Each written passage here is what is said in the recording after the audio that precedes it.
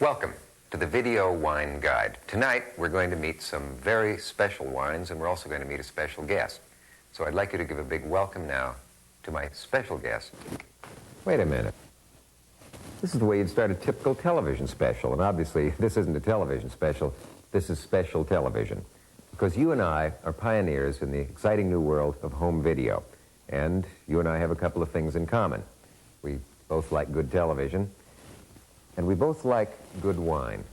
So here's to you, pioneer, and I know that you and I are going to enjoy the next 90 minutes.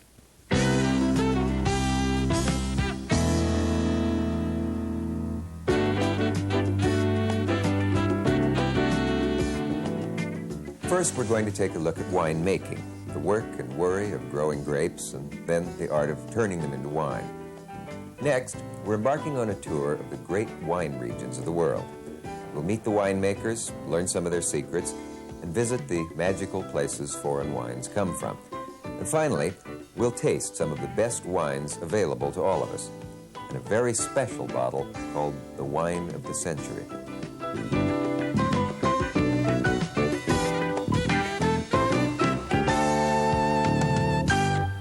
Winemaking is subtle, beautiful, sometimes even a work of art. And it can also be very simple. Look, the thing is that wine actually makes itself. If I squeeze this juice in here manually, drop the whole mess into the glass, eventually the yeast in the skins will turn the sugar in the juice into alcohol. This is called fermentation, and the result is wine.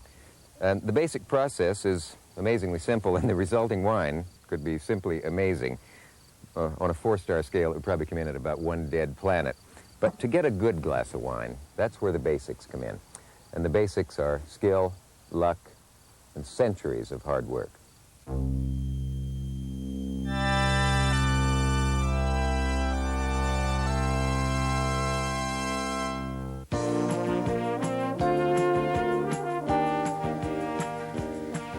Growing wine grapes is farming, but in many ways it's a kind of magical farming. It starts with location. Consider this.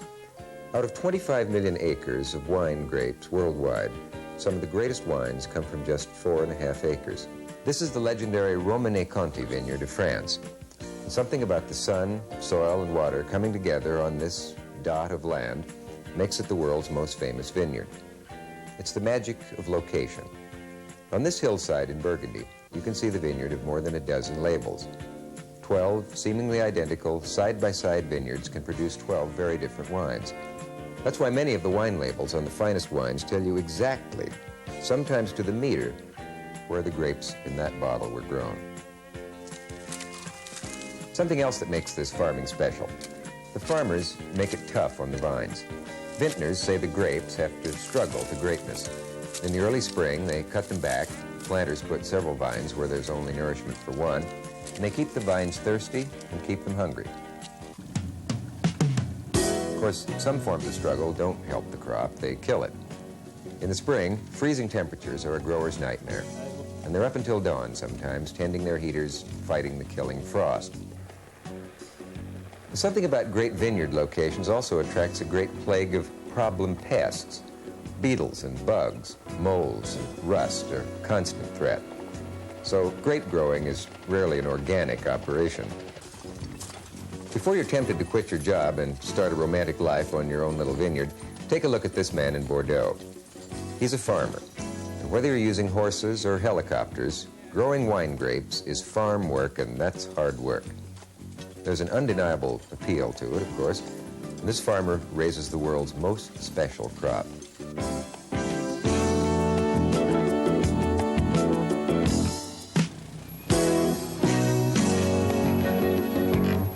Growers tend to have stiff necks in August.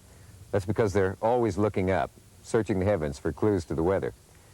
Now, those cirrus clouds, for example, could spell the beginning of a rain spell that could prove disastrous for the season. So, in August, vintners read their fortunes in the sky. 2 weeks of wrong weather at a harvest can literally wash out the chances of a great year. Growers like Rodney Strong in California are in their fields using their refractometers and their taste buds. As the grapes ripen, their sugar increases and acidity drops. Growers are looking for the perfect balance. This time of year, the winemaker is watching the sky a lot and reading all the weather reports, including Alaska and South America, out of sheer nervousness that you can, to see if there are any fronts coming in that might jeopardize your year's work. The decision of harvesting is vital in grape growing and winemaking because you've been working all year, cultivating, weeding, bringing them along, and then suddenly you must make this decision that really determines how excellent the wine is going to be at that moment. If they pick too soon, the growers will get a weak wine. Wait too long and the grapes may lose their quality to an early fall storm or heat spell. Once the growers do decide the perfect moment for picking, that moment has to be a long one. It takes at least 2 weeks to pick all the grapes in a good-sized vineyard. And now the crush. The grape growing is over and the winemaking begins. Red grapes make red, white, or rosé wine. The color doesn't come from the juice, it comes from the skins. To get red wine, the winemaker leaves the juice and the skins together. Special yeast is added to the mixture, and for about 2 weeks, the sugar in the grape juice ferments into alcohol. The liquid is then separated from the skins, and the wine is ready for aging.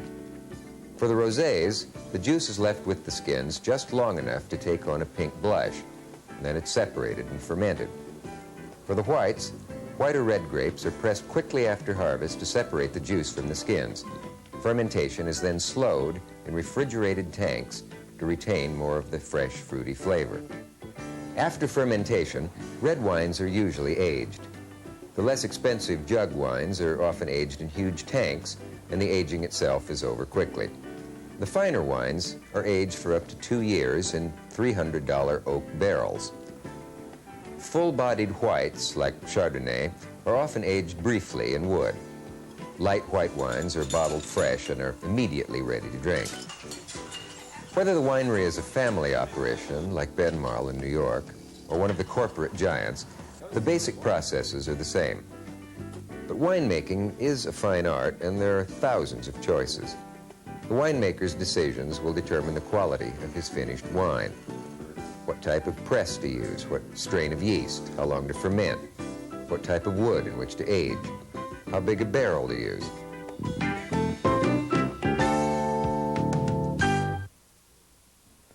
This is called a wine thief.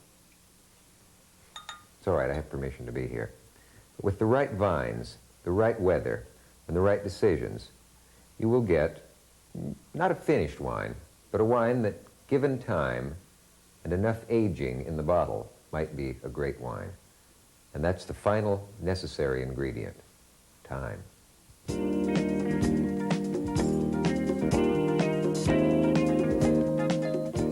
Fully 1% of the world's population grows, makes, or sells wine. In parts of Europe, it's closer to 1 person out of every 10.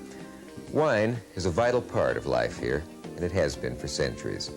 In places like Schloss Vollrads, above Germany's Rhine River, one family has been making wine for 34 generations. But wine itself goes back much farther. When man first emerged into recorded history, he was carrying a wine jug. Wine helped the Greeks celebrate their triumphs and probably to forget about their failures. Wine played a part in the classic theater of ancient Greece. The Dionysian festivals celebrating wine generated an intensity of emotion later moved to the stage.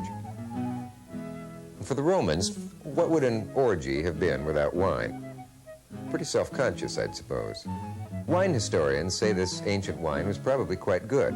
The Romans had developed closed containers for aging, a technique later lost during the Dark Ages. When the Romans traveled north, it wasn't for a friendly visit, but there was at least one friendly thing about their conquests. On their journeys, the Romans planted the vines that would one day become the great vineyards of Europe and helped civilize the nomadic tribes. The charm of wine was enough to turn warriors into farmers. They brought the vine to Chianti and Barolo in Italy, to Bordeaux and Burgundy in France, to the Rhine and Mosel regions of Germany. Strangely, European vines grow on American roots, all of them. Now, how did this happen? Well, the story goes back to an insect, an American insect called phylloxera, which destroys grapevine roots. The Native American vines had become immune to this pest, but in the 1800s it traveled to Europe and nearly wiped out the whole European wine industry. But American rootstock to the rescue. The Europeans grafted American roots onto their vines and produced an immune vine, so that the great vineyards were saved, and although wine history is largely European, when you get to its roots, it's American. In the 16th and 17th centuries, wine was enjoyed as much as it is today, but it was very different from what we're used to, often murky with almost no bouquet. It was stored in barrels and in most regions was consumed close to where it was produced. You didn't cart one of those barrels home that easily. Then around 1700, an invention changed all of that. Some unknown hero created the cork. And wine has never been the same. It could now be aged in bottles, which created a bouquet and a wide range of subtleties. It could be shipped and stored easily, and eventually it would be labeled. With the labels came reputations, and that gave the winemakers a new incentive to produce good wines and new styles. Over hundreds of years of trial and error, the modern styles of wine evolved in each of the regions of Europe. One of the best places to discover wine is at a growing phenomenon called a wine bar. And at places like Tastings here in Manhattan, you can try the world's fine wines by the glass. Some of the real pleasures of wine come from its international character. You can sort of take your sensibilities on a world tour and never leave the bar. So on our Voyage du Vin, most of our stops will be in the United States and Europe. Guten Abend. Guten Abend. Sie sprechen Deutsch ohne Akzent. Ja, ich bin Deutsche ohne Akzent. Natürlich. We're speaking German for the moment. Hier haben Sie einen Weißwein, Aha. meine liebste Zeit und mein liebster Platz. Sonnenaufgang am Mosel. Oh, das ist sehr schön gesagt. She said her most favorite time, most favorite place, sunrise on the Mosel.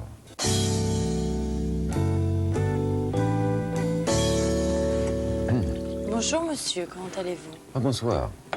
Je vous suivi, je sais pas, pour Cairo peut-être, ou Paris, ou Oui, Cannes. je voyage beaucoup. Ah, Vous savez, ce vin me rappelle le printemps à Paris. c'est vrai, que c'est très une poétique. odeur.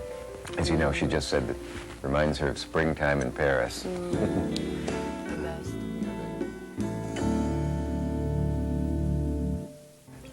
Vino è una cosa meravigliosa. Il vino è una cosa meravigliosa. L'italiano è perfetto, eh? Sì, è come la dolce notte a Firenze. She said like a soft evening in Firenze, was it? In Florence. Come me una bella ragazza come Così, liebling. By the way, the service at this place is terrific. Have you noticed that? Also, now that we've tasted the wine, I think we should see the countries. And let's begin with Mia Bella Italia.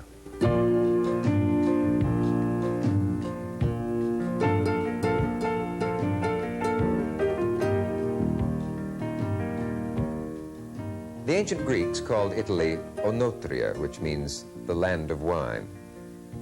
Today, this is still Onotria. Italy's the largest producer of wine. It's said everyone in the country makes wine, and it's almost true. It's the rare Italian backyard that doesn't have a few vines growing next to the zucchini.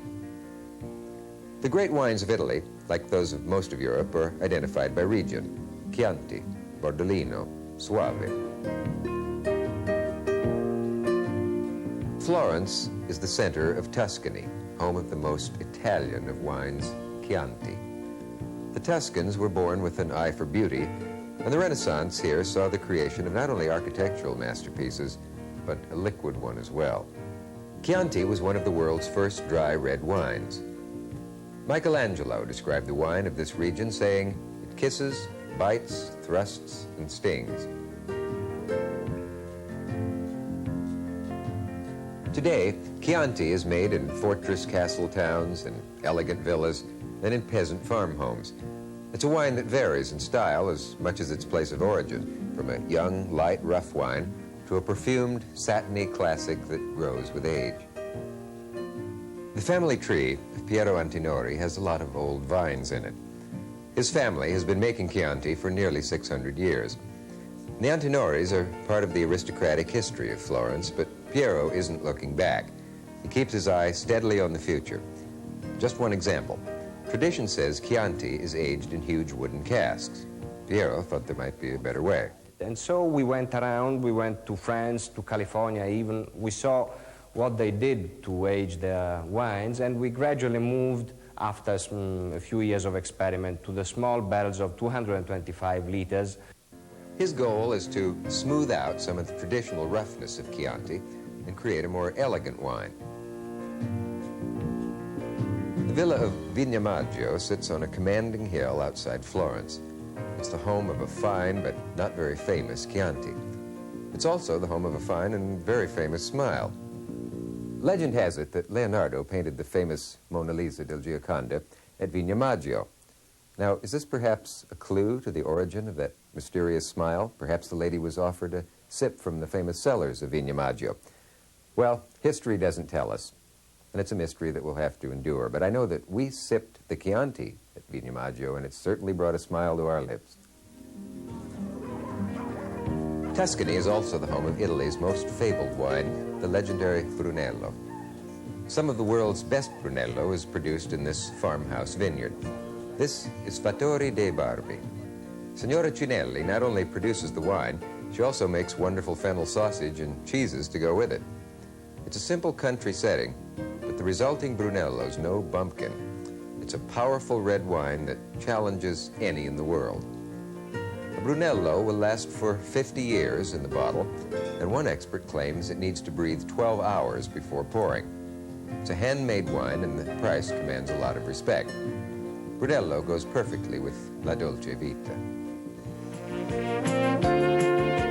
While Italy's most elegant wine is found in a simple setting, two of its most enjoyable everyday wines are produced in the aristocratic vineyards of Contessa Maria Cristini Rizzardi's family near Lake Guarda. This is the home of Bardolino and Valpolicella, two wines from the same grape, but somehow completely different. Hemingway described Valpolicella as being as warm as the house of your favorite brother. Bardolino comes from a different microclimate and has a little more challenging character. In Bardolino, it's softer and perhaps warmer. Valpolicella, it's hard, perhaps colder. It's a stronger wine, richer, more full-bodied, with a garnet color. In Bardolino area, it's a sort of microclimate. A microclimate is the unique weather of a small area. It can be affected by the degree of slope, a ravine, or the large lake. It's Lake Guarda that gives Bardolino its distinctive microclimate and its disarming beauty. The people are more relaxed, more open, and so we could say that perhaps the wine it's an expression of the people, of the climate, of the soil. To many people, the wines of Soave are inseparably tied to the Bolla family. Pier Luigi Bolla and his family produce and promote one of Italy's most popular white wines. Pier Luigi feels Soave wines are so popular because they reflect precisely the distinctive Italian way of drinking wine. Wines in Italy are really part of our life. And every time we have the possibility to stay with the people and to talk and, to have a nice time, good time, we have a glass of wine. So every occasion is good for wine. And this is very important considering the characteristic of our products, for which Italian wines are very drinkable wines and very easy to drink. We're talking about Soave, for example. You drink Soave and you don't know how many glasses you can drink. People drink so much of this soft, dry white wine because it is relatively low in alcohol. Bolla ships worldwide, 10 million bottles a year to the United States alone. To satisfy the world's increasing thirst for the easy quaffing wines of Soave, he runs one of Italy's most modern wineries. It's high technology. But technology is not what interests Pier Luigi Bolla. Technology in the wine industry is not very different from a winery or another winery. And the most important thing is the natural. When you taste wine, it's like the taste of the women. Everybody has his own taste. And everybody likes his own wine, and everybody likes his own wife.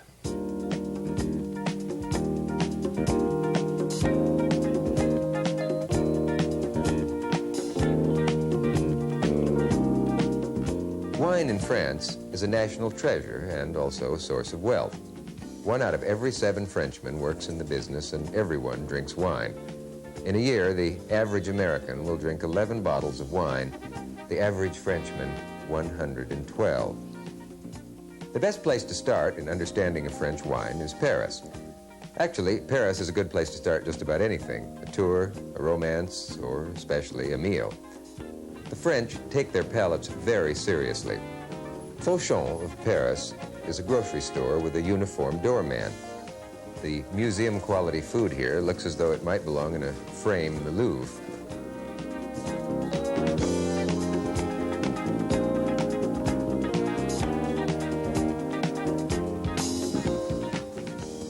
Just down the street from Fauchon is Stephen Spurrier's famous wine school, l'Académie du Vin. In fact, for most wine consumers, France could be several different countries.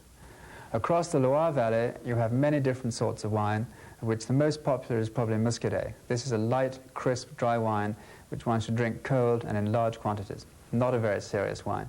But for serious wine drinking, you have Bordeaux, which I think are the finest wines of the world, aristocratic, slightly austere when they're young, but incredibly complex when they age. In the middle of France, Burgundy, the incomparable whites, and the full, elegant, luxurious reds. In the 13th century, monks discovered something special about the wine they were making on this spot in Burgundy. And they began to keep this particular wine separate and established the vineyard of Romanée-Conti. Today, throughout Burgundy, wines from each small vineyard are sold separately. Each one is different, and many are great. Romanée-Conti, a vineyard celebrated for hundreds of years, produces a wine described as a mingling of satin and velvet. This legendary red wine was the one given to Louis XIV by spoon to cure his stomach ailments, and it's probably the most expensive wine produced today. The vineyard's current owners are Madame Bise and Monsieur de Villaine, who feel the presence of the past. Oh, but that makes you feel very humble, extremely humble. You know, the more you are with something like the domain, the more you understand that you are at the service of it, but you are nothing. You are just a chain after a number of people. What is important is the soil, is what God has given to that land. Our job is to try to make the wine as true as it to its earth is possible. The elements of Burgundy vineyards are simple but classic. The soil is limestone, and each plot is slightly different from its neighbor in how it holds the rain and catches the sun. Primarily, 2 kinds of grapes are grown here: Chardonnay for white wines, Pinot Noir for the reds. The climate is chilly. Burgundy is about as far north as you can go and still grow fine red wine grapes. The vines here struggle to greatness, and some years they don't make it. 1 year out of 5, a cold summer will produce a poor wine.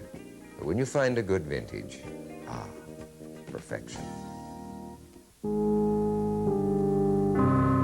The most important element in Burgundy, though, is not found in the soil, the climate, or even the grapes. But you can sense it here.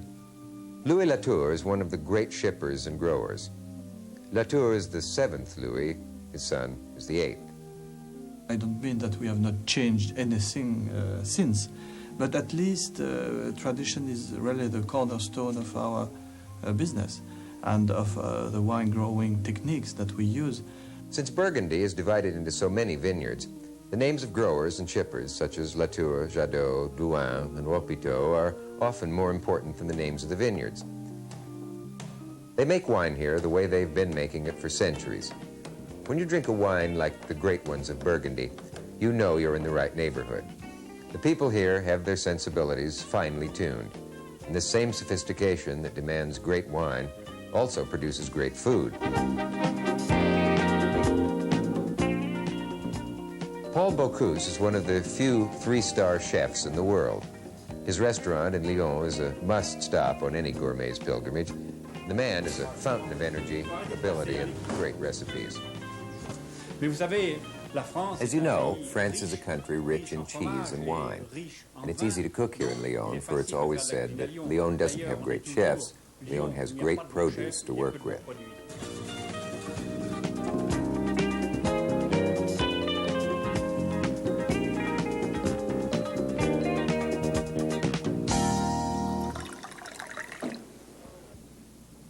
From the sublime to the ridiculous, push-button wine. I asked the bartender here, does this wine come from France or California? And he said it comes from a mysterious hose that goes into the other room. The button actually says Chablis on it, but somehow I don't get the feeling this hose goes all the way to Chablis. Chablis is a little town at the northern end of the Burgundy region. And if you told a resident of Chablis that his town's name was on wine faucets all over America, he would look at you as if you were mad. In France, the product from these chalky hills is the ultimate in dry white wine. So America has lifted the name to describe any dry white wine, but here, Chablis is the local wine, a fresh, slightly green wine which the winemakers of Chablis bottle carefully and seriously. The original Chablis, our last stop in Burgundy, on to Bordeaux. While Burgundy values richness, its great red wine rival, Bordeaux, values the aristocratic. No other place has such an elaborate ranking system based on the officially certified location of production. At the top ranking are the Premier Grand Cru, the great growths. Down the ranks are the lesser and lesser, though often better valued growths. Each wine is named after the place it's made, usually a chateau. The chateau is sometimes a simple farmhouse, sometimes truly a castle. Alexis Lichine is the most widely read wine writer in the world. Lichine not only writes about wine, he also makes it. He calls himself a merchant of pleasure. His goal is to produce a wine with breeding and finesse. Finesse is a very difficult term to describe in English. It really means a complexity of taste. It's this not a uni taste, not a one taste, but many, many tastes, and that's what fine wines have in terms of accomplishment. When the wine producer has done everything he can, there is still one crucial step. A great Bordeaux must bottle age, often for 10 years or more, to reach that characteristic softness and subtlety. Great vintages are rated on a basis of what they're going to achieve, provided you have the patience to wait for the wine to fully mature. And great vintages are not enjoyable if you drink them too young. Wine was not always labeled or even named. It was known only as the local red or white wine. Labeling began in Bordeaux at a chateau called Haut-Brion. Today, Bordeaux produces dozens of famous names, including this, the most distinguished name in all of wine. It belongs to Chateau Lafite Rothschild, the Rolls-Royce of wines. The vineyard sits on the highest hill in the area, although it's a mere 100 feet above its lesser neighbors.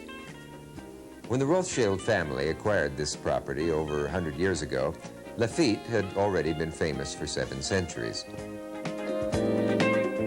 To wine lovers, this is the most awesome sight of Lafite, the private cellar with vintages going back all the way to 1797.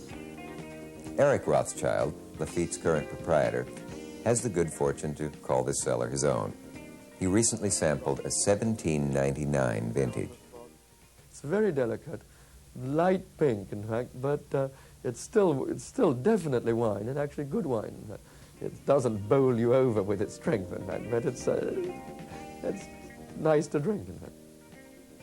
The man who bought a bottle of 1826 Lafite at an auction recently for $31,000 probably thought it was a little better than nice. But it's very romantic, and it's very moving to drink, in fact, the very old wines. And from time to time, it can be absolutely extraordinary experience. Wine this old must be handled with extreme care.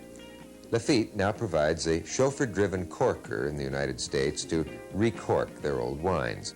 It should be done every 25 years, so You may want to be sure and check your cellar. The great Bordeaux's have become the most sought-after wines throughout the world. They were really the first wines to be aged and shipped, a curious result of the history of the area. I think that probably one of the reasons why they became well-known was that as all that region of Aquitaine wasn't under French rule for years, it was actually under English rule, when they wanted to export their wine, they had to send it, in fact, overseas, and it forced, in fact, it forced the winemakers, in fact, to make wines which would last sufficiently long to be able to be exported, and therefore to not to go sour before they reach their destination.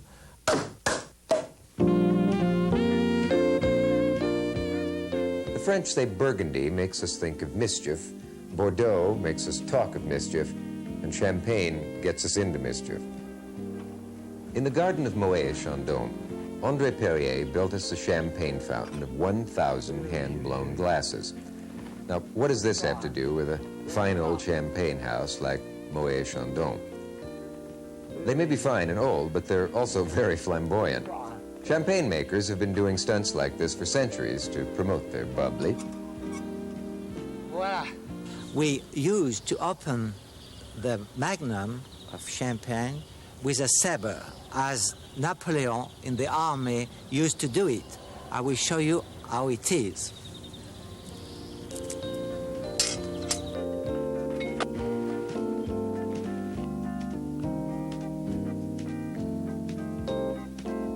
Tradition says this marvelous stuff was developed by a monk, Dom Pérignon. Champagne, or champagne, is basically a dry white wine, mostly from the Chardonnay grape. The bubbles are created by allowing the wine to ferment a second time inside the bottle. The carbon dioxide given off cannot escape, as it usually does, and so it's trapped until the bottle is opened.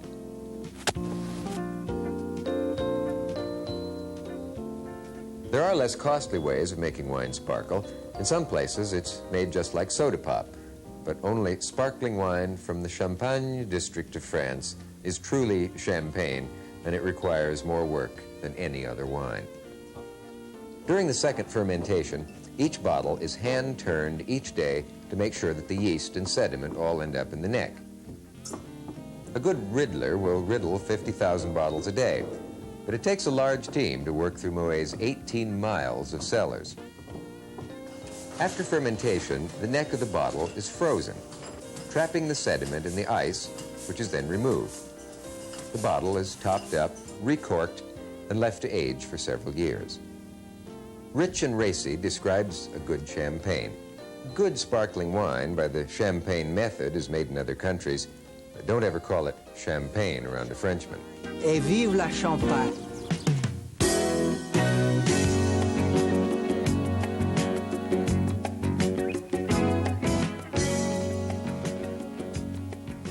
The Germans seek perfection in whatever they attempt.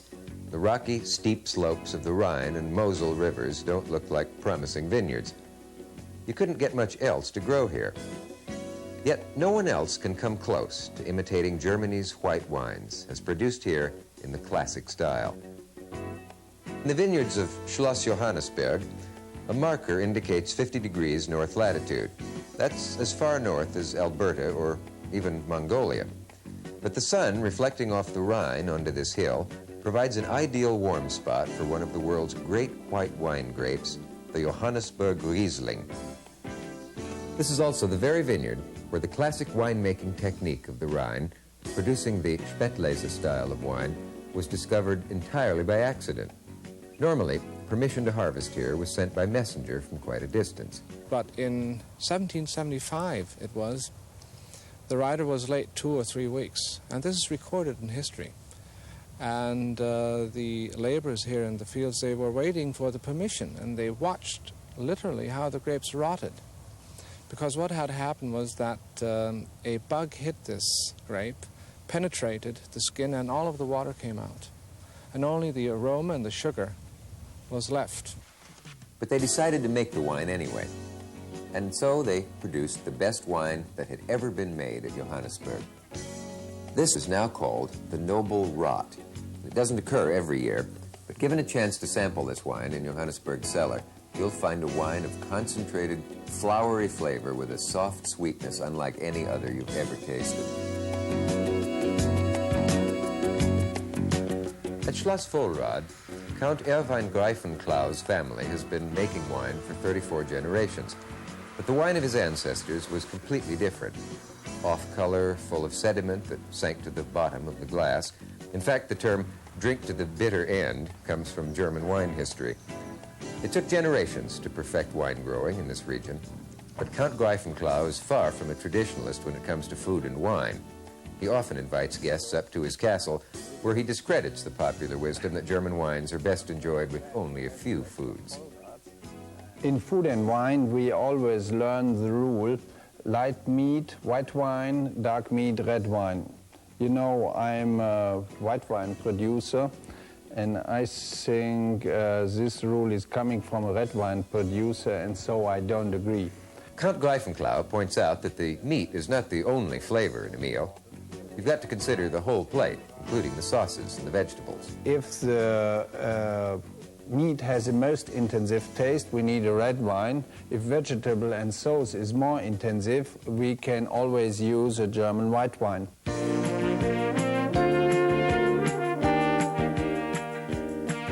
Germany's other great wine region, the Mosel, is home to the most spectacular vineyards in the world. Above the town of Bernkastel, the best of the Mosel's vines grow at a great wall 700 feet high. It's said that vineyard workers here are born with one leg shorter than the other. In tending these vines, each one growing on its own stake, it's all hand labor. The soil is mostly crumbling slate, and it's slate that provides the characteristic nutty and spicy flavor of the Mosel wine. The best wines of the region come from Bernkastel, where it's said the wine has a smoky flavor from the chimneys below. Mosels, like all of Germany's wines, are low in alcohol and relatively light in taste, the result of northern summer sun. But the bouquet of this wine is among the strongest and most beautiful you'll find. Light taste, strong bouquet. It's a fascinating contrast. Beer is thought of as the traditional drink of Germany, but not in the Mosel. Here, when the natives put on a festival, it's a wine festival celebrating the new vintage. And friends drink their way through the tall, green Mosel bottles as if they came in six-packs.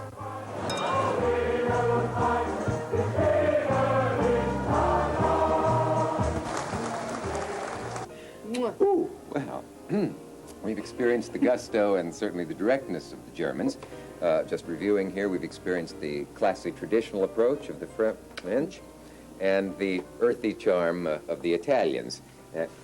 Oh, boy, how earthy. And we have learned something really about many styles and approaches to life in Europe. But now, excuse me, dear, what about the New World? What about the world? As you know, the Americans have a slightly different approach. They don't stand on tradition. They've got a lot of energy. They have a lot of innovation. They do good work in America.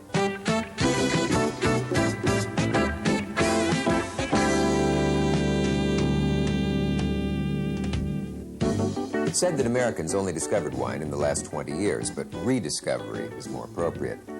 Wine in the New World has a long and stormy past. Wine from native grapes was served at the first Thanksgiving.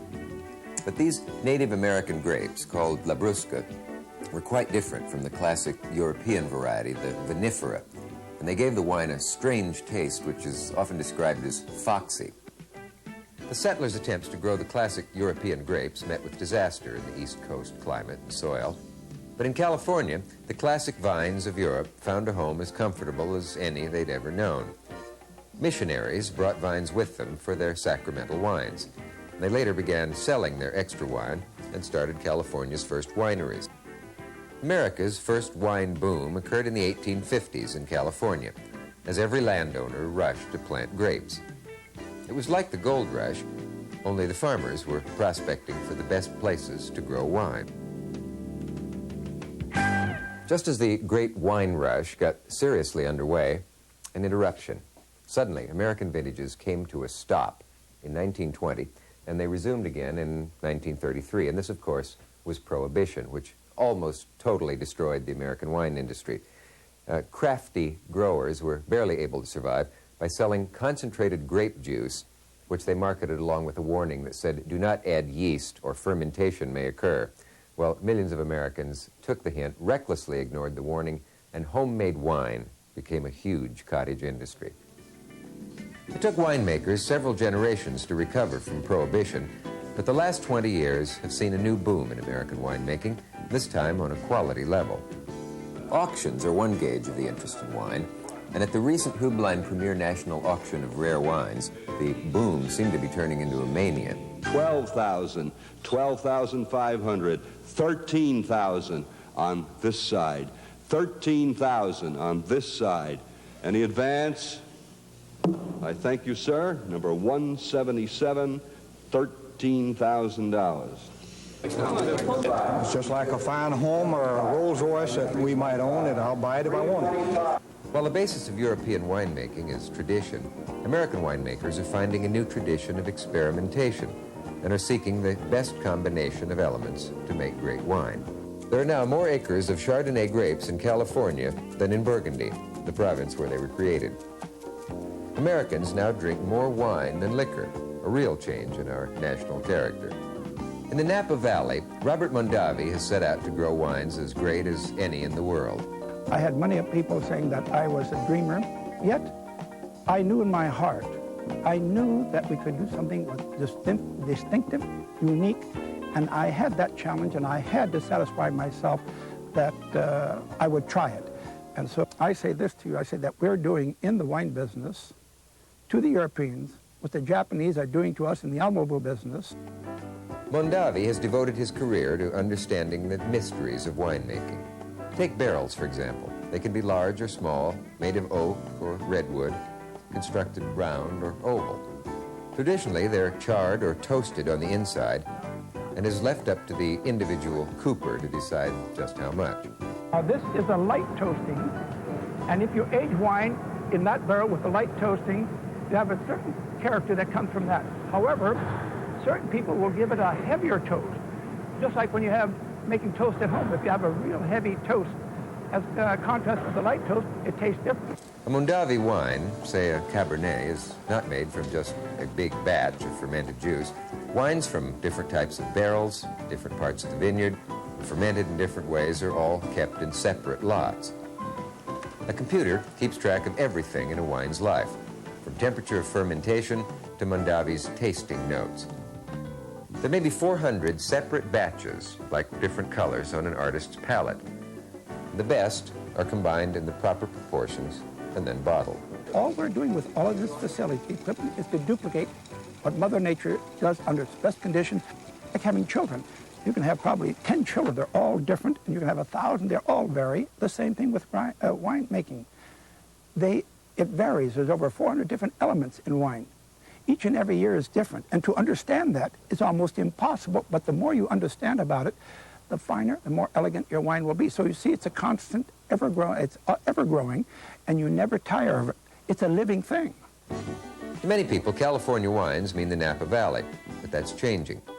Winemakers and wine drinkers are discovering other possibilities for greatness: Santa Clara, San Luis Obispo, Monterey, and here, Sonoma. The Sonoma Valley is only 25 miles from the cool Pacific Ocean. Winemakers such as Rodney Strong of Sonoma Vineyards have found it an ideal place to grow Chardonnay grapes. It is certainly, I think, the most exciting grape grown in California, and I think many would agree. It makes a huge, big, vanillin, rich white wine that has certainly caught the fancy of Americans as they ever grow more sophisticated in wines, and I think it's really the queen of the wine spectrum.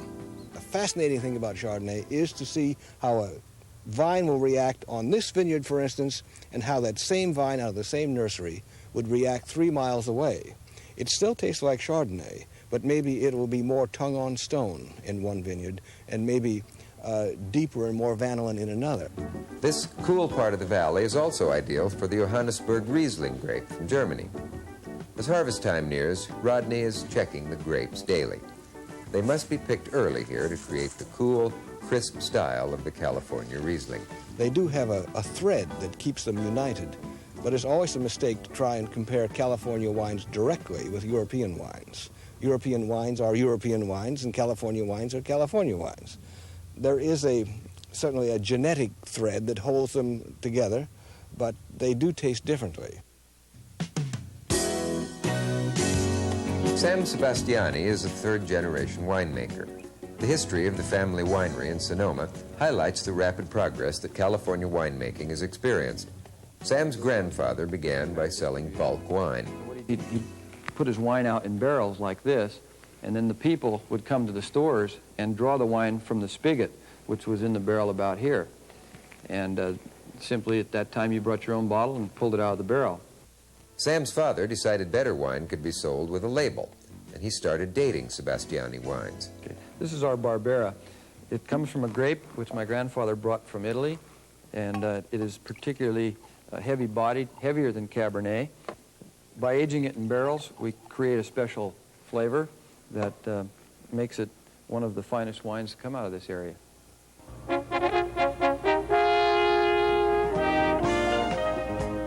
The old pioneers of California winemaking are joined by new pioneers every year. Tom Jordan is one. His magnificent winery in the Alexander Valley is modeled after a French chateau right down to the kitchen, which turns out some of the most incredible French dishes north of San Francisco. Today, it's salmon with Bordelaise sauce. I suppose as an impressionable young person, I became a Francophile. That is to say, I loved and admired many aspects of the French culture, including the cuisine and, quite importantly, the wine. Jordan dreamed of owning a great French chateau. But after drinking some fine California Cabernets, he felt his goal could be accomplished here. In 1971, he came to the Alexander Valley with only one wine in mind. To make a Cabernet Sauvignon that was truly world-class and would be compared favorably with the great wines of the world. That was and still is the goal. Expense was no object, as Jordan came with fortune in hand. But it was not money that enabled Tom Jordan to release one of California's finest Cabernets in 1976 on his very first try. It also took Jordan's commitment and his ability to surround himself with winemakers such as Mike Rowan. It's hard to say it without sounding cordial, but Jordan is really it's a dream. So you make a tremendous commitment, 10 years to be the new kid on the block, to be the overnight sensation. That's the individual part, the ego, or the creativity, if you will, that makes people work for that long, for that goal. It's that specialness that you can bring about, and it's like creating anything else. The goal is not just to put another wine on the market. The goal is to put out a wine that's special, that's recognized as something special. Otherwise, you could grow rutabagas.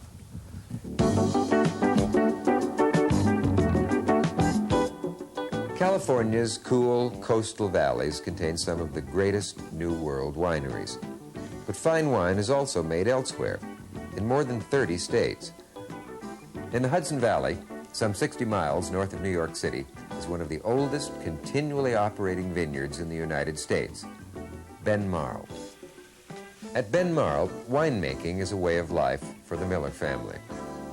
This small winery is not really a business, it's not really a hobby. For winemaker Eric Miller, it's a passion. The Hudson Valley is not an easy place for a winemaker to love. The classic European vines do not thrive here because of the cold winters, so the Millers are growing French-American hybrids, crosses between traditional grapes like Cabernet and hardier Native American varieties. In this vineyard, they've already experimented with nearly 50 different types. One of the challenges in growing the right varieties in the East that we simply have to overcome is time. It takes 5 years to bring a vine to full production, and at least another 2 before we have a fully mature vine. And then it takes a couple of years before we can evaluate the quality of the wine and its aging potential. It's easy for us to have 10 years in one grape variety before we can determine whether it succeeds or not. And if it doesn't, we have to pull the whole vineyard out and start from scratch.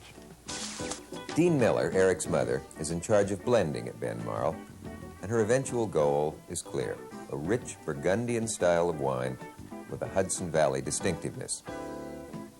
The Miller family has a commitment to its work that is obvious. Their old-world sense of time, coupled with aggressive experimentation, typifies the best of New World winemaking.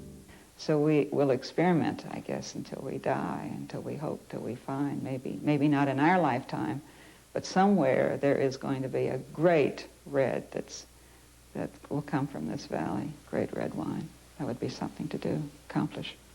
That's the only reason really for being in the business, is to find the best.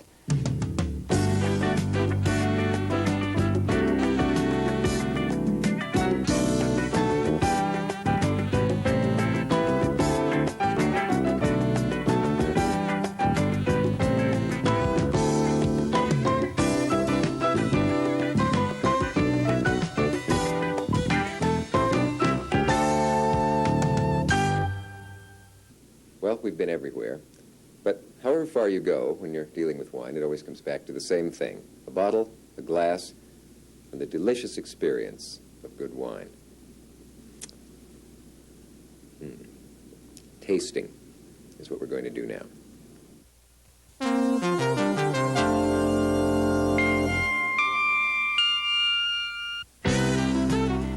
Wine trivia time. Where's the world's highest wine cellar? Well, it's the top of New York's World Trade Center.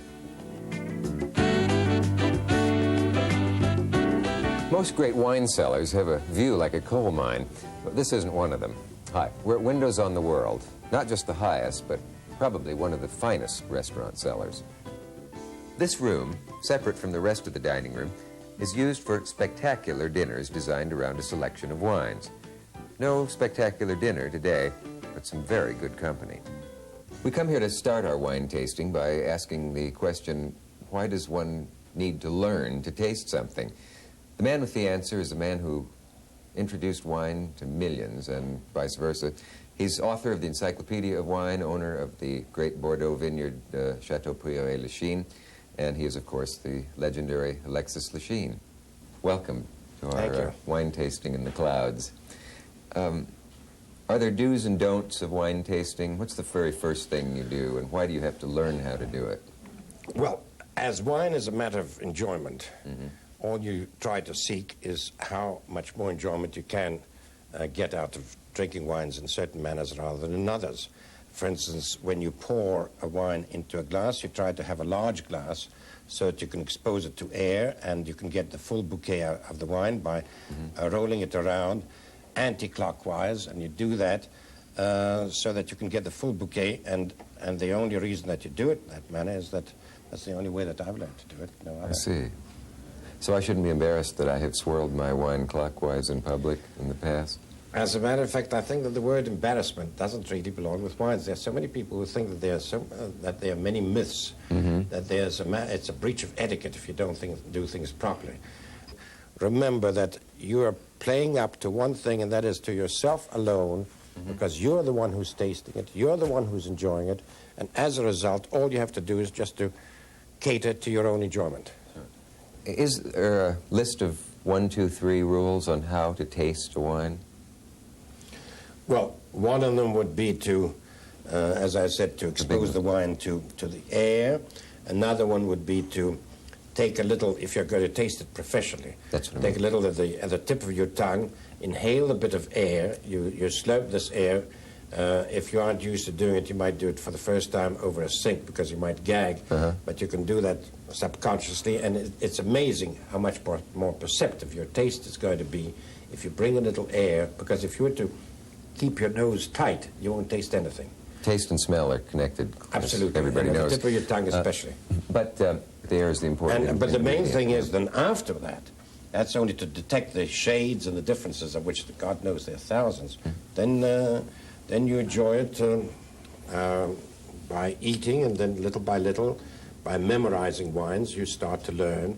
And that is the thing that's so rewarding, is when you start to remember one wine in preference to another or in comparison to another. And it's largely a matter not only of taste and of palate, it's largely a matter of memory. And that's why a certain amount of experience will heighten your pleasure. Suppose you go into a restaurant and you want to order a nice Bordeaux or one of the famous wines. What would a disreputable restaurant try to palm off on you? What year? Well, it isn't. Vintages are not as important as the actual origin of the wine, where the wine was grown. What they might want to palm off on you would be something with the pretentious name of a chateau, Chateau Ippleswich or Chateau whatever it may be, which has absolutely no meaning. Sure. And there are some 3,000 chateaus. So as a result, the disreputable restaurant presenting a disreputable wine would be one of those 3,000 chateaus that are not classified. It's good to memorize that list of 3,000 probably, and you can never go wrong. But I remember once in a restaurant, a man looking at the menu who won me wine and saying, $50 for a 73? Are you mad? And the man said, oh, yes, that must be a mistake. He happened to know, whatever the year was, he knew that it was one that went like this on the graph, and then so on. So that does go on, I'm sure. You can protect Yes, yourself. but on the other hand, price is not always the sole answer for quality. So the lady goes in and says, I'm giving I want to impress my friends, I want some expensive wine. Isn't necessarily going to get the best wine. She may end up by being a sucker, because she may be overcharged for something which is not worth the price. I'd say that, you know, there's a sort of an expression you always see in books of saying, choose a good wine merchant. Now, what does that mean? An honest guy who actually will not, who's been exposed or experienced enough to be able to know what's inside of the bottle, and that doesn't apply to everyone who has a license. Well, we've established that more expensive wines are not necessarily better. That's one guide that people have. Is there a winner in your entire experience, a most memorable wine that you've ever tasted that stands out above all else, like Everest above its surrounding peaks? How lyrical. There are many winners. I've had, thank God, many Everests. I've had a whole Himalaya of highs, as a matter of fact. I remember some 5-6 years ago, at Chateau Margaux, the previous owner had a bottle of Chateau Margaux 1900, and I thought it was one of the very great bottles which I had. And on this memorable occasion of today, it so happens that we have another bottle of 1900 right here, and let us see if it's anything like that memorable bottle which I had some 5-6 years ago, because I'd like you to share this great pleasure. Now, you must remember that old wines separate with age. And just because that fabulous bottle of 1900 Chateau Margaux, which I had 7-8 years ago, was a memorable experience, doesn't mean that this is going to be a very great one. I'm getting excited. Well, there are wine people all over the world who envy us this moment, because this is a celebrity, this bottle of wine, isn't it? This is. And I don't know how much it would cost. I suppose many thousands of bottles, many thousands of dollars. How many? 3, 20? No, I'd say closer to $3,000 if one were to be able to find it. Now, I've heard it stated but money categorically. itself is not the sole method by which you can find great bottles. It's a question of also circumstances and where you find yourself. Well, I believe it's time. Here we go. Would you do me a favor and put your glasses on just in case you should slip? Well, that was a pleasure, because I might be opening up the bottle right next to this one. I had a dream last night that I reached for this and knocked it on the floor. And now, that's not a dream, that's a nightmare. It is a nightmare. We've now deflowered the 82-year-old seal. That's right, but there's much more to be deflowered, and that is the cork should be extracted. And we're going to try to do this without moving the bottle around, so that the sediment which forms, usually with an old red wine, will fall to the bottom, and then we'll be forced to decant this. There's a great deal of pretension of decanting a lot of young wines, which is really not necessary, but an old wine such as this, just out of sheer protection, because the tartrates are apt to be quite bitter. As a matter of fact, I'm very surprised this cork is coming out beautifully. I expected one that might have crumbled, possibly crumbled, and I'd have been very embarrassed to have a crumbling bottle of wine. Let me hesitate for just a moment at this dramatic point. Most people open What, do you wine. want a fanfare or something? No, many French people, they'll put the bottle between their legs and pop the cork that way. That's That right. would jiggle this too much. Oh, That's sure. why you're carefully... But when you have a vin diner, which they're drinking, then I suppose That's it wouldn't be okay. out of place. So Now- far it's a good sign that the cork came out in one piece. Now, Mm-hmm. what we're going to do is to light the candle, or you could have a bulb or any other form of Illumination. What's the reason light, for this? so that you can, when you're pouring the bottle into a decanter, you then hold the bottle and you have a light. What is the verdict so far, Doctor? The verdict so far is that I've seen just a tiny bit of the color, and hopefully the color is going to be darker than what I've just seen. You know that the thing that you look for in an old wine is to have all of the virtues of age and the validity of youth, so that you do have character of the wine, and that wine is going to be able to express itself, and that it's not going to taste like sort of dead, faded leaves. Now, are there any good signs so far? I do smell something. No, the best sign is that it's very dark red, and the color is beautiful, and therefore the wine has not turned that premature orangey. If you'll be kind enough and patient enough to wait for me, I'm going to... Sure. We can do this. That's not a fly together. in there, but there is a small speck of something. That's a bit Oh, of it's a bubble. air. That's a It's bit, a bit of bubble. air. I'm sorry. That's a I little panicked. tiny weeny bubble. You're looking for the negatives when you should be. I guess I should emphasize silent, the really, and pray for the positives. and more reverent. I do And let's- apologize. Perhaps. Now you want to turn this again. Counterclockwise. That's as right. we learned earlier. 2, 3, 4. It does smell beautifully. Is this I the mean, moment? No, but the bouquet is deep. It's long lasting. Oh. And if you just take a little at the tip of your tongue You're not and kidding. then breathe in a little air. Oh. I think it's going to bring tears to my eyes. Here. Help yourself. It is marvelous. It's marvelous. Now, I'm not just imagining it. This is a heavenly No, but experience tasting no, this wine. but just smell it. I mean, I know it's that just would- full of strong bouquet fumes. And that, because that bottle has been now captured, I mean, this wine has been captured now for 80 years. A wine such as this is bottled at the end of 2-3 years. In those days, they used to bottle wine held in cask at the end of the 3rd year. Yeah. And this was a very great vintage. Now, if you had had this 1900 in 1905, that's all important for recent great vintages. If you had had this wine, even when it was 10 years old, it would have been a shame because you'd have been drinking Lolitas. And today, it couldn't be in better condition. Well, this has been quite an experience. I'm afraid all other wine will be an anticlimax to me now. Does this mean there's no more pleasure for me in the future? I've had the best, and from now on it's downhill? No, but this may be an encouragement for you to possibly concentrate a little more on the various characteristics that you will discover.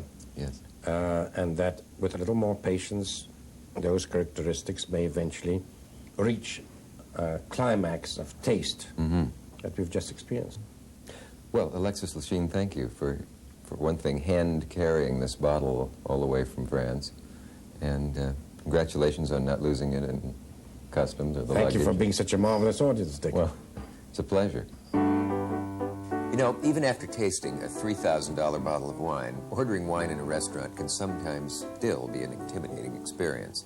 We're familiar with busboys, waiters, captains, even maîtres d's or maîtres d', but who's this fellow with the spoon?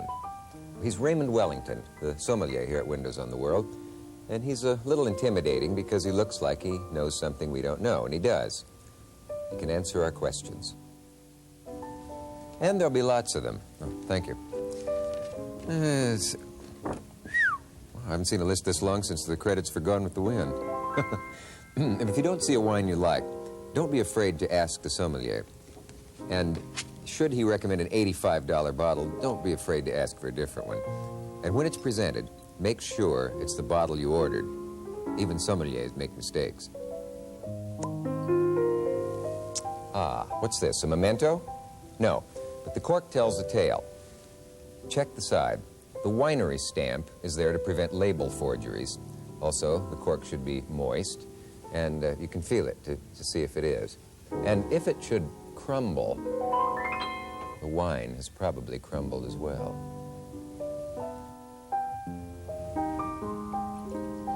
Okay. Don't look for subtleties here. You're only testing to see if you have a good wine or a very expensive bottle of salad dressing.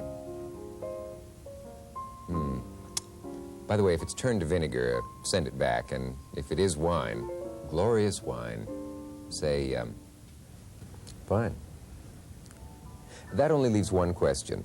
What is that cup hanging around his neck for?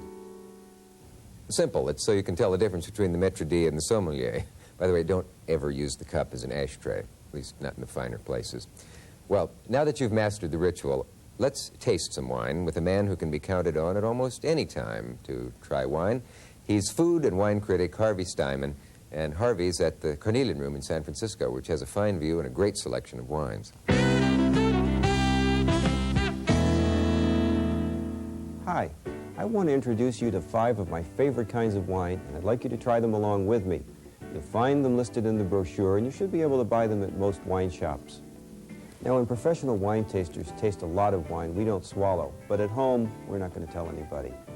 In that case, you may want to taste each of these groups on a different occasion, or you may want to try one from each group this time.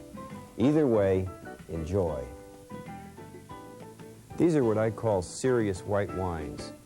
This is a California Chardonnay. It's for drinking with fine food on the sort of occasions when you feel like dressing up. To produce a wine like this, the grower must prune and thin the vines rigorously to intensify the flavor. Then the winemaker must ferment the wine carefully to extract that flavor. Then the wine goes into expensive small oak casks where it gets a richness and a roundness and even more flavor. It's a costly process, and that's why these wines are so expensive. They're not for everyday drinking. I like to drink Chardonnays with seafood, like these prawns on brochette. The richer the seafood, the better. The taste of Chardonnay when it's young reminds me of green apples or sometimes spiciness like cloves. As the wines mature, in 4 or 5 years, they develop a finesse and an elegance that can be magnificent. This is a Pouligny Montrachet. It's also made from the Chardonnay grape, and it comes from the Burgundy region of France. Some consider these to be the finest dry white wines in the world. French Burgundies tend to be more delicate than California Chardonnays, but they're still rich, assertive wines, and they deserve the same special occasion and the same rich seafood. If Chardonnay is the king of white wine grapes, then Sauvignon Blanc is the queen. The grapes have more intense flavor than Chardonnay, and that carries over into the wine. I taste things like herbs and freshly mown grass. Sauvignon Blanc is also called Fumé Blanc in California. In France, the grape grows in Bordeaux and in the Loire Valley, where the wines are called Puy Fumé and Sancerre. The strong flavors of Sauvignon Blanc are too much for most delicate fish dishes, but the wine is good with fish like this salmon, especially if it's served with an herb sauce. The flavors of Sauvignon Blanc also have an affinity for garlic, and that's why you should think of Sauvignon Blanc the next time you have garlic chicken or scampi. Most of us can't afford to drink these wines too often, but fortunately there are some alternatives. In California, Pinot Blanc and Chenin Blanc are often made dry and aged in wood to give some of the same effect as Chardonnay. In France, both Macon and Saint-Véran are also made from the Chardonnay grape. Bone-dry white wines from Italy like Pinot Grigio are marvelous with food. They may not be great wines, but they serve the purpose of civilizing a meal, and that's what a dry white wine is really all about. More fuss is made about these wines, red wines you find aging in wine cellars, than any other type of wine. As you might expect, these also tend to be on the expensive side, which only makes them more forbidding. Let's see if we can take some of the mystery out of it. There are some red wines made of noble grapes grown in certain parts of the world that seem to get better with age. They lose their roughness, they become smooth and complex after aging 5, 10, maybe 20 years in a cool, quiet cellar like this one. This is a red Bordeaux. The English call it claret. It happens to be a Chateau Lafite, which is one of the classics. Wine like this has to be treated very carefully because as it ages, it throws a sediment. And that sediment settles to the bottom of the bottle. And if we shake it up, it'll muddy the wine. Chateau Lafite is in the heart of the Médoc. That's a district in Bordeaux where the wines are known to take years to develop their full fragrance and richness. When they do, they remind tasters of black currants, green olives, sometimes herbs. The best food to pair with a red Bordeaux is roast or grilled lamb. I'm also fond of it with roast duck with green peppercorns and other game birds. The primary grape of the Médoc and most of Bordeaux is Cabernet Sauvignon. And in California, Cabernets like this one have been attracting the attention of collectors for several years now. The reason is these wines have many of the same taste characteristics as Bordeaux. They have the advantage of being drinkable at a younger age. However, California Cabernets, the few that we have that are 10 or 20 years old, seem to show that they age as well as Bordeaux. Because the taste characteristics are pretty much the same, they go with the same sort of food. And a 10-year-old California Cabernet with a roast duck, that's a match made in heaven.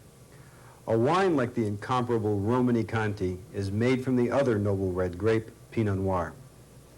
Pinot Noir wines, like all the red Burgundies, have richer texture, but a less obvious flavor than California Cabernets or Bordeaux's. These subtle flavors, though, make it perfect with beef, filet mignon, prime rib. It's also good with venison, wild duck, and other kinds of game.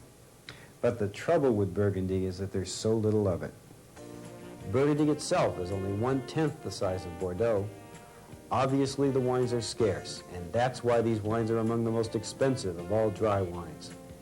Even a recent vintage of Romanée-Conti can cost you several $100s. But once you taste a great Burgundy, you're hooked. They can be fabulous wines. California and Oregon make some good Pinot Noirs, too. Some, like this Zaca Mesa Vineyards, have the Burgundian taste and feel, but most experts agree that California Pinot Noirs don't measure up to the great Burgundies. Still, California Pinot Noirs are good wines. They're good red wines, and they deserve to be tasted. Don't give up on them without giving them a try. In Italy, we find some of the great red wine districts in Europe. One of them in Tuscany is Chianti. Some beautiful, age-worthy wines are produced here. Chianti is actually made from 4 different grape varieties, 2 of them white grapes, in fact. The better ones are aged for several years in casks, and they're delicate, elegant wines that deserve to stand alongside the best of Bordeaux, Burgundy, and California. Most wines are not what you could call great wines. They're not meant to be great wines. They're meant to be simple and enjoyable. They're informal wines. They're not for any special occasion. They're just light and fresh and fruity. But still, the best of them have distinctive character. Take this rosé. It's made from the red Gamay grape, the same grape they used to make Beaujolais. That's what gives the wine its distinctive character. Like most rosés, this wine's a little bit sweet. It's not complex, it's not meant to be aged, and it's really not meant to be drunk with meals, unless it's a picnic or a barbecue. The drier rosés, though, I like with, roast pork or sausage. Rosé should be served cold, around 45 degrees, like a dry white wine. Now, most wine snobs will tell you that they don't drink rosé, but not only is this wine pretty, it's delicious. Another pink wine that fits in this category is Blanc de Noir. When you treat red grapes as if you're going to make white wine, you get a blush of color from the skins of the grapes. Wines are very pretty. They're usually made drier than rosés and from grapes like Pinot Noir, Cabernet Sauvignon, even sometimes Merlot. Maybe that's why the wines are considered more elegant than rosés. Served chilled, a wine like this is beautiful with poached salmon or with cold roast chicken. But I like to sip them by themselves, either before a meal or anytime. Italian Bardolino is like the lake resort region it comes from. It's a light, pleasant red wine full of the youthful fruit of the grape. Like Beaujolais, it doesn't belong at any stuffy occasion. It's the jeans and t-shirt of the red wines. You just enjoy it. Because it's so easy to drink, you can drink it with almost anything. It's a wine you don't have to think about. You've heard of quaffing wine? This is it. I usually think of Chenin Blanc as a wine to sip between meals, but when the wine's on the drier side, I think it's appropriate for picnics or maybe out on the patio with chicken and vegetable salad. There are wines that are similar in style to California Chenin Blanc, the Loire Valley wines of France made from the same grape, California Rieslings, German cabinet-style wines. What all these wines have in common is what the tasters call forward fruit. That means they smell like a bowl of fresh fruit. Chenin Blanc, for example, smells rather like cantaloupe or maybe green apples. Riesling smells like fresh peaches or fresh-cut flowers. That's what's nice about these informal wines. When they're good, everything they remind you of is easy and pleasant.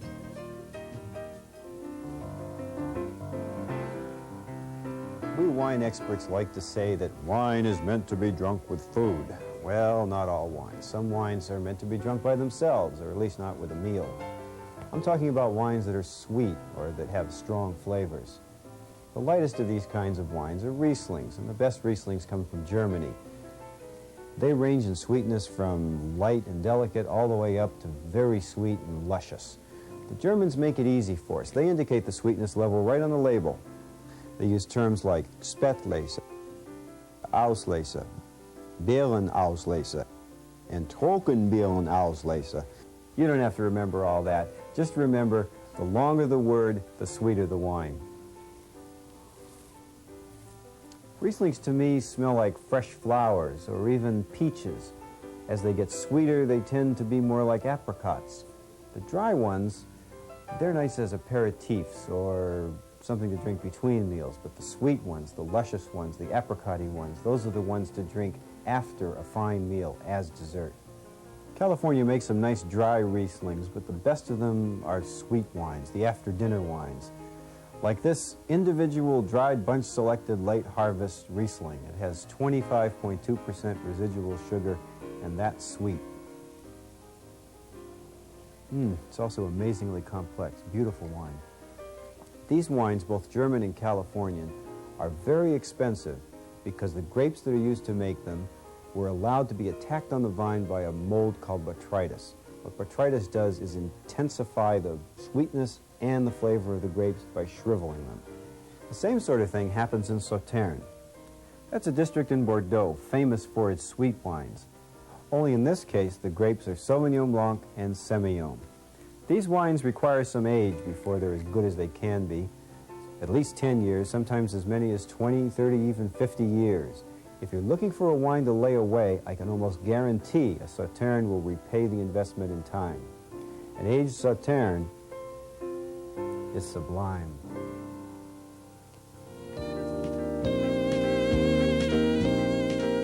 There's one more wine we need to talk about, champagne.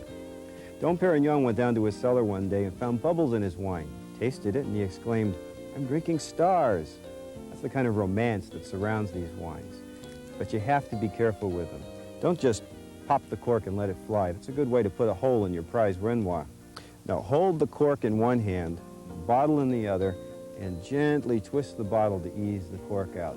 It's a lot less dramatic than the other way, makes less noise, but you get less foam and you get more wine. For my money, champagne is best to drink between, before, and after meals. Not so much during. There's too much acid in the wine to go with most foods. Although, with an elegant hors d'oeuvre like caviar or oysters on the half shell, champagne is perfect. I don't know, there's something about the wine that inspires luxury and celebration.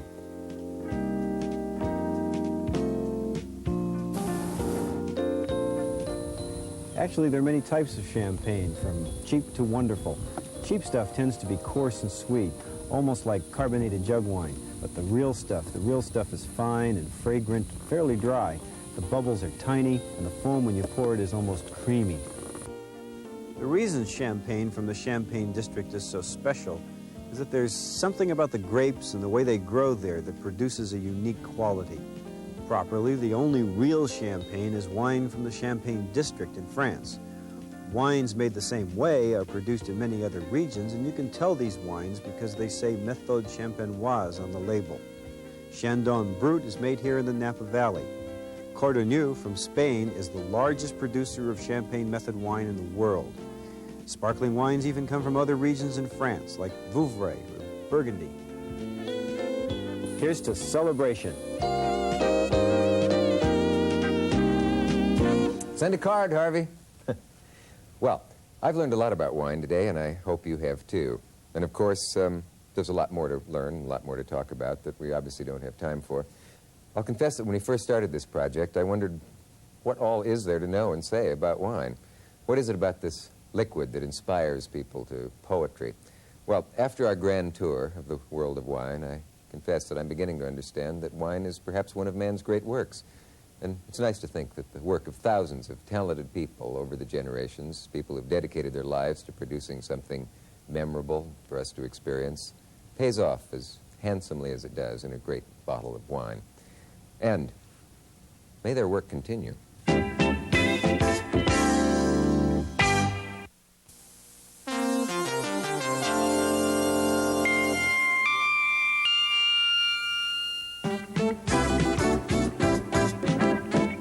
In this final segment of the Video Wine Guide, we'll briefly discuss 4 aspects of the wine world. There's a quick look at wine label pronunciation. We'll talk about investing in wine. We'll see how to start a personal wine cellar. And for openers, we'll take a look at 4 common cork pullers. Seeing is believing with these, so we'll let the cork pullers speak for themselves as we demonstrate the proper use of each design. Tony Wood is the wine buyer for Veltramos of Menlo Park, California. This store has a gigantic selection, and that makes it an ideal place to practice wine label pronunciation. So let's go. First, we have the Petit Syrah. Petit Syrah, sometimes Syrah, from the Rhone Valley of France. Here we have the Pinot Noir. Pinot Noir, the grape that makes the great red Burgundies of France. Now we're coming up on one of California's so-called own varietals, the Zinfandel. Zinfandel originally came from Italy, where it's called the Primitivo. Now we have what many consider the best red wine grape in California, the Cabernet Sauvignon. Cabernet Sauvignon, originally from Bordeaux. Now we go into the white wines. Here we have the Johannesburg Riesling. Johannesburg Riesling, sometimes white Riesling. Here we have the Gewürztraminer, Gewürztraminer or spicy Traminer. Here we have the French Colombard, French Colombard. Now we come upon the Sauvignon Blanc, sometimes called Fumé Blanc, same grape variety. And then finally everybody's favorite white wine, the Chardonnay. Chardonnay, sometimes labeled as Pinot Chardonnay. Probably the most often mispronounced names are French wine names. That's probably because there are just more of them. Here we have Pouilly-Fuissé, Pouilly-Fuissé. From the same area, we have Macon Village, Macon Village. In another white Burgundy, Pouligny-Montrachet, Pouligny-Montrachet.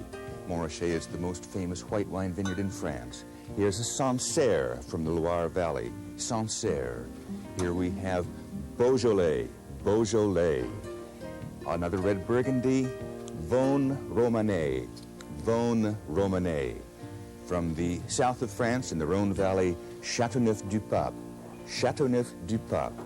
A red Bordeaux from Pauillac, Château Pichon Longueville, Château Pichon Longueville. The best of the Sauternes, Château d'Yquem, Château d'Yquem. The best of the red Grave, Château Aubryon, Chateau Aubryon, said to have been named after an Irishman, O'Brien. The wines of Italy have fairly straightforward names. Let's look at a few of them, such as Valpolicella, Valpolicella. From Tuscany, Chianti, in this case a Chianti Classico. From the area near Chianti, we have the famous Brunello di Montalcino, Brunello di Montalcino.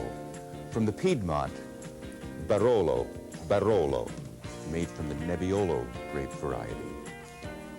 Verdicchio, Verdicchio. From the Veronese, the famous Soave, Soave, which means soft, but it's actually the name of the village. German wines, Schloss Vollrads, in this case, a Schloss Vollrads cabinet. The best known of the Moselles, Bernkastler Dr. Spätleser. Also from the Moselle, Pies-Porter Goldtropfchen Cabinet. And for those who really want to splurge, we have a Maximin Grunhäuser Herrenberg Edelste Trockenbeeren Auslese. Well, that went by pretty fast. If you'd like to hear them again, just rewind your tape.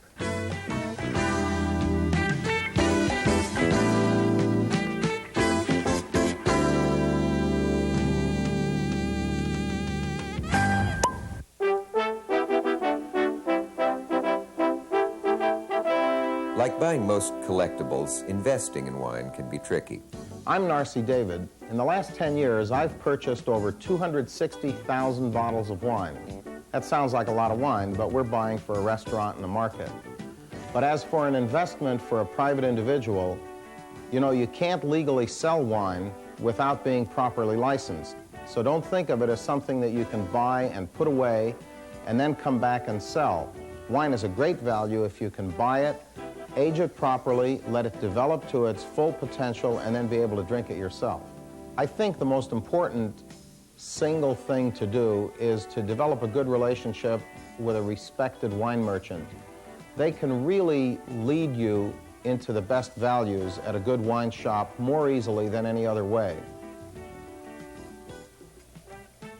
Now remember, the most important thing about a wine investment is to pick wines that you know you're going to enjoy when they're finally ready to drink. Hold it. This is Harvey Steiman again. We've tasted a lot of wine during this tape, but we haven't really talked about how to taste it, how to experience each wine so you can really appreciate and remember the differences. Let's do that now. First, look at the wine. Look for clarity and color. Most modern wineries try for clear wine, and all of them hope for a pleasing color. How the wine looks is the first factor in your enjoyment of it. Next, swirl the wine. The swirling makes the wine evaporate from the sides of the glass and releases the bouquet. Professional wine tasters often look more like professional wine smellers, and there's a good reason for this. We can detect only 4 different tastes, but thousands of different smells. Much of the appreciation of wine takes place in the nose. Wine is organic, a product of nature, and nature creates thousands of different aromatic compounds. These tiny amounts of different fragrances created by the grape help make each wine unique. It's a given that wine should smell like wine, but the grape also shares tiny amounts of aromatics with many other growing things. Your nose may detect anything from grass to green apples, and these familiar fragrances can provide a good way to remember a particular wine, to fix it in your memory. Now let's drink. For serious tasting, don't mix wine with the food, because food changes the taste of wine. On the tongue, you'll detect combinations of sweet, sour, bitter, and very rarely salt. These messages from the tongue, combined with the aroma, almost complete the wine experience. Almost, but not quite. The wine will have an aftertaste. Some will last only seconds. The taste of a great wine, like the Chateau Margaux, can stay for many minutes, many enjoyable minutes. Now start tasting different wines seriously. Keep a log of your taste experiences and build a memory for wines. The next time you watch the video wine guide, try several of the wines we talk about as you watch. You'll be starting your personal history of taste.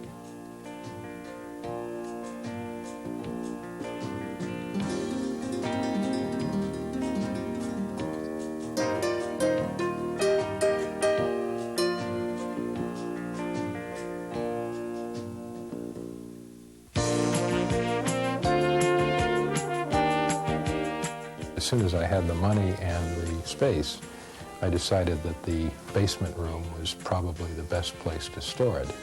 And it has worked out that way. It keeps a constant temperature of about 60 degrees. There are as many approaches to building a personal wine cellar as there are people who build them. Dan Barry of Burlingame, California, has had his cellar for more than 15 years. I store it in the cases in which I buy it, on the side.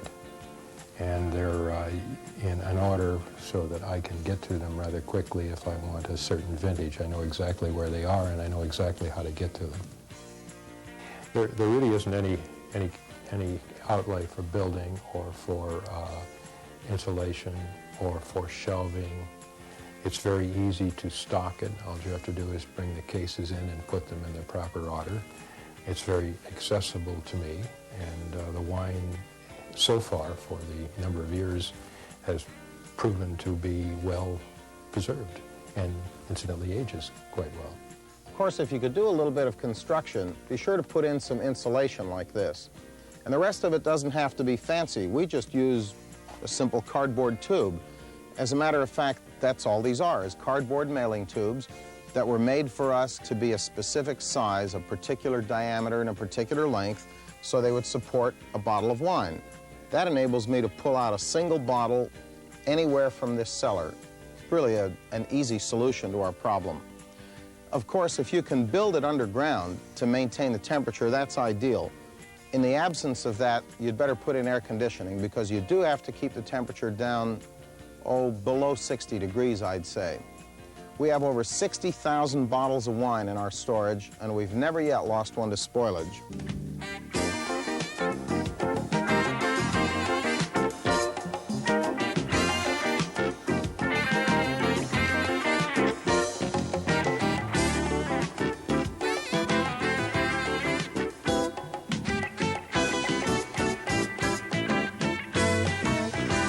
Simple, practical, effective.